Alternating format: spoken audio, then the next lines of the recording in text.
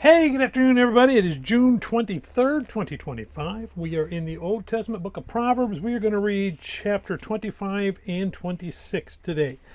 Uh, Kind of a continuation of where we were yesterday, although this starts off with an introduction that we haven't seen before.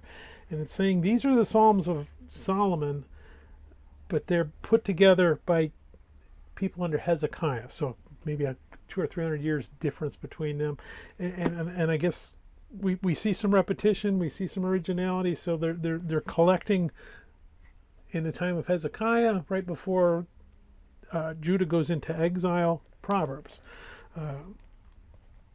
So we see that the Proverbs were very important to the Israelites back in the day, just like they're important to us today. These little nuggets of wisdom, and they collect them in different ways. So here is a collection for King Hezekiah. And like I said, this is right before Judah goes into exile.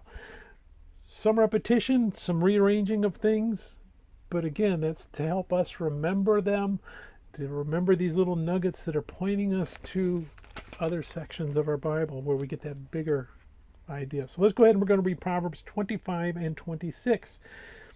These also are Proverbs of Solomon, which the men of Hezekiah, king of Judah, copied.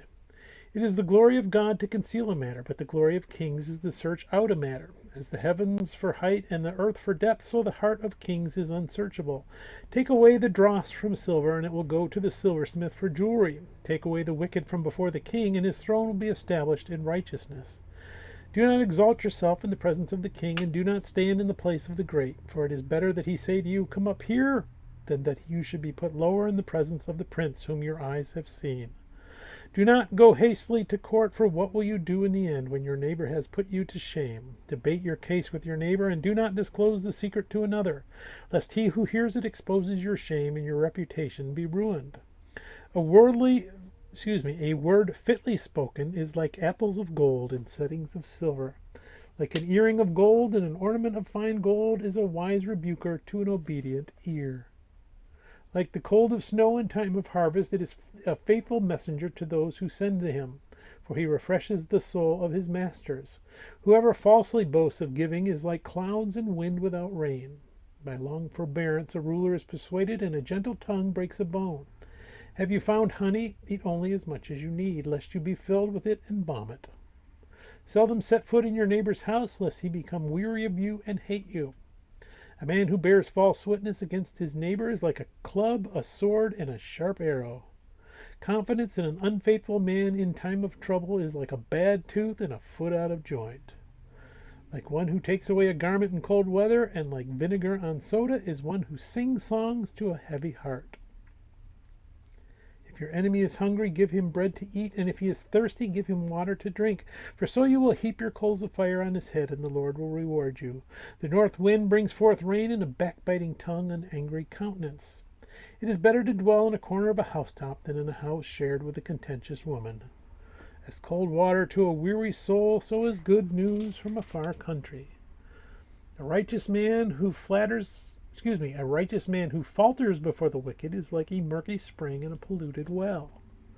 It is not good to eat much honey, so to seek one's own glory is not glory. Whoever has no rule over his own spirit is like a city broken down without walls.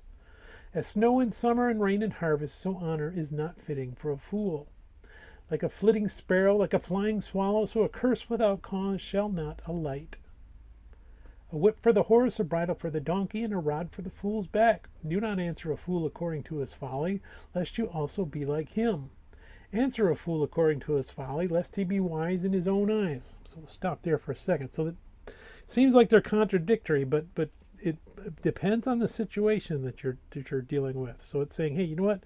Sometimes answering someone who's saying things foolish, you're just kind of reinforcing the foolishness to them. So it's better to say nothing. But sometimes that foolish person, maybe you can correct them. Maybe other people heard it, and you need to correct that falsehood and nip it in the bud. So these proverbs are situational. Let's pick it back up in 6. He who sends a message by the hand of a fool cuts off his own feet and drinks violence. Like the legs of the lame that hang limp is a proverb in the mouth of fools. Like one who binds a stone in a sling is he who gives honor to a fool. Like a thorn that goes into the hand of a drunkard, it is proverb in the mouth of fools. The great God who formed everything gives the fool his hire and the transgressor his wages. As a dog returns to his own vomit, so a fool repeats his folly. Do you see a man wise in his own eyes? There's more hope for a fool than for him. The lazy man says, there is a lion in the road, a fierce lion is in the streets. As a door turns on its hinges, so does the lazy man on his bed. The lazy man buries his hand in the bowl, it wearies him to bring it back to his mouth. The lazy man is wiser in his own eyes than 7 men who can answer sensibly. He who passes by and meddles in a quarrel not his own is like one who takes a dog by the ears. Like a madman who throws firebrands, arrows, and death is the man who deceives his neighbor and says, I was only joking. Where there is no wood, the fire goes out, and where there is no talebearer, strife ceases. A charcoal is to burning coals, and wood to fire. So is a contentious man to kindle strife. The words of a talebearer are like tasty trifles, and they go down into the innermost body. Fervent lips with a wicked heart are like earthenware covered with silver dross. He who hates disguises it with his lips and lays up deceit within himself. When he speaks kindly, do not believe him.